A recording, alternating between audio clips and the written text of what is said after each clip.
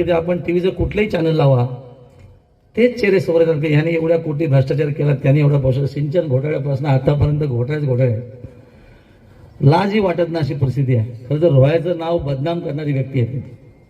उभ्या महाराष्ट्रात कधी कोणी विचारलं तर रोह्याचं सांगू नका असं मला वाटतं. प्रचंड शब्दामध्ये टीका केली गेली. याच गावामध्ये येऊन माझ्यावरती टीका झाली.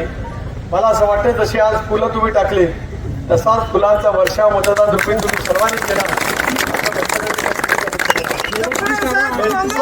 उत्तर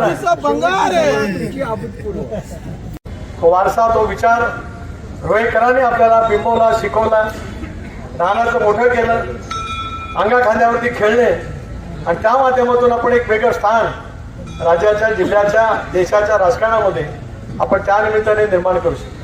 म्हणून यावेळेला देशामध्ये बोलत असताना संसदेमध्ये राष्ट्रीय गीत असलेल्या वंदे मातरम या आपल्या राष्ट्रीय गीताच्या बद्दल माझ्या भावना व्यक्त करत असताना मी रोह्याचा, रायगडचा आहे याचा खास करून अभिमान